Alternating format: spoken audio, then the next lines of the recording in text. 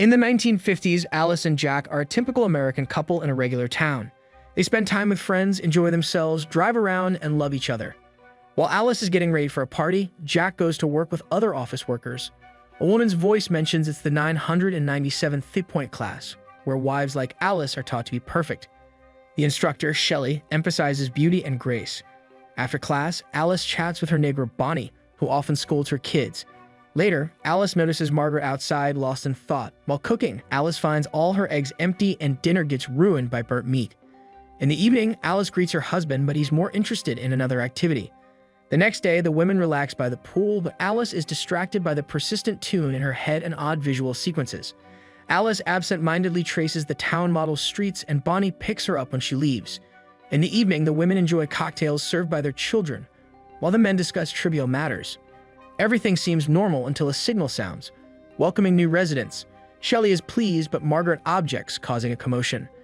Alice's husband quickly escorts her away, and the new arrival, Frank, apologizes. It's revealed that the couple is struggling, trying to chase dreams and face chaos to progress. Frank's words resonate, and the guests agree they're one happy family. A man thanks the women for supporting their husbands, acknowledging their crucial role. Before they can talk further, Alice's husband interrupts, and Alice finds Jack indoors. They share a moment alone, but it's interrupted when Alice notices Frank watching them with a smile.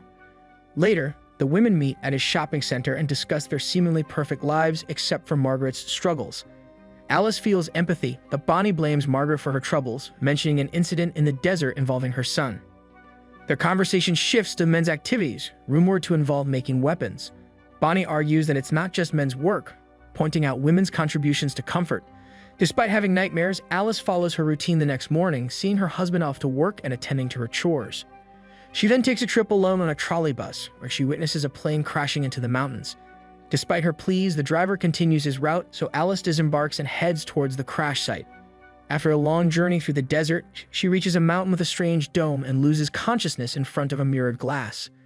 In the darkness, a group of dancing women is seen, and a male voice calls for order, urging people to discover what life should truly be. Suddenly, Alice finds herself back in her bed. When she goes to the kitchen, she sees Jack cooking, but everything is chaotic, with groceries spoiled. Confused, Alice learns from her husband that she returned home on the trolley bus while asleep. Alice is bewildered, wondering if the driver came back for her. However, Jack doesn't understand her confusion. Alice concludes it was all a dream, and the next morning starts like any other day. She sees her husband off to work and begins cleaning the windows. Suddenly, the glass seems to move, trapping her against the wall, making it hard to breathe. As she struggles, the phone rings, and it's Margaret's voice urging her to leave. Alice then sees herself and her friends dancing in the reflection, but Margaret suddenly appears, banging her head against the mirror. Alice wakes up from her trance and rushes home, only to witness Margaret tragically harming herself. Alice screams in horror, and the arriving neighbors take Margaret away. In the evening, Alice tries to explain to Jack, but he doesn't believe her. Margaret ends up in the hospital, supposedly from an accidental injury while washing windows. Alice feels guilty for not helping her neighbor and is puzzled by the strange events. She asks Jack about his project, but he can't discuss it. He asks her to calm down, warning that her hysterics could ruin everything. At night, Alice watches a town advertisement and feels trapped, like she's drowning in an impossible situation. The next morning, while cooking, she impulsively wraps her head with cling film, trying to snap out of it. Even suffocation doesn't help, and she removes the film. When the doctor arrives, he diagnoses her with nervous strain, attributing it to witnessing Margaret's fall. Alice insists Margaret harmed herself, but the doctor suggests pills, which Jack refuses, confident they'll manage. The doctor reassures Margaret will recover soon. As the doctor leaves, Alice finds his forgotten briefcase containing Margaret's file, but it's unreadable. She burns it and turns to alcohol, seeing dancing women again. Later, in the bathroom, Jack urges Alice to hurry, bringing her a dress and mentioning having a child. They head to a restaurant where a glamorous performance triggers Alice's visions of the dancing women and Margaret's tragic act. Alice feels unwell, but nobody notices. Frank gives a speech and invites Jack on stage to congratulate him on joining the senior expert council. Jack receives a ring as a token of loyalty, and the audience applauds as Jack expresses gratitude with a dance. Unable to watch, Alice rushes to the bathroom, where she has a vision of Jack losing his job. Bonnie finds her perplexed, and Alice tries to explain, but Bonnie interrupts, accusing Alice of acting spoiled and ruining Jack's career, likening her behavior to Margaret's. Back in the hall, Alice watches Jack's success, restraining herself. The next morning, Jack reminds her of their evening guests and the need to thank Frank. Alice greets the guests with a smile, maintaining perfection. While Alice finishes the appetizers, Frank enters the kitchen and talks to her, expressing regret that Bonnie didn't believe her just like Margaret. He hints at waiting for someone to challenge him. During dinner, Alice boldly takes the host's seat and a conversation starts. She questions why all the women in town are from 1 or 2 states, vacation in the same places, and met their husbands under similar circumstances on a train. Despite Jack's attempts to divert the conversation, Alice persists, suggesting Frank is controlling them and making them forget forbidden memories. Frank taunts Alice about her nervous breakdown and questions why she isn't getting treatment, revealing she was at headquarters. Jack is shocked to learn this. Frank continues with a dreadful lie, claiming Alice broke rules and had a psychotic episode, even suggesting she visited him in his bedroom. Alice is stunned, but Jack unquestioningly believes Frank.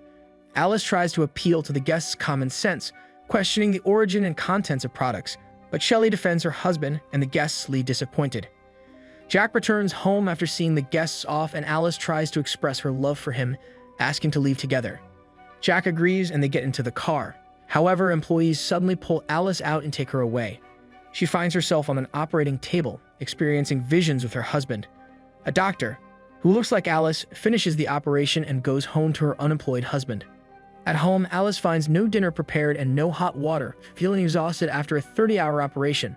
She denies intimacy with her husband, who listens to an advertisement for a new simulation. Alice gradually returns to her routine, greeted by an enthusiastic Bonnie and embracing her children, unaware of her friend's concern.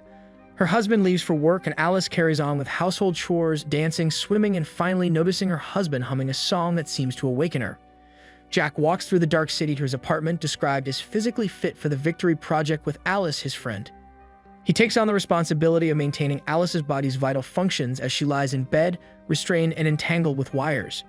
Jack cares for her body because he needs to exit the simulation daily to work and afford it. As he lies next to her, humming the same song Alice hears, she realizes he's deprived her of real life to save her from constant work. Frank created this world for them to live freely, and Jack works tirelessly for it. Alice questions if they're hostages, and Jack hugs her, but she hits him, accidentally killing him. Bonnie finds Alice with Jack's body and reports it to Frank. She confesses knowing about the simulation and choosing this life to be with her children. Alice must run or be killed. She flees in Jack's car, causing a collision that kills a doctor. Frank orders her capture, but Shelley stabs him, deeming him a fool who ruined everything. Alice races toward a mountain, pursued by employees. Near the summit, her car stalls and she continues on foot.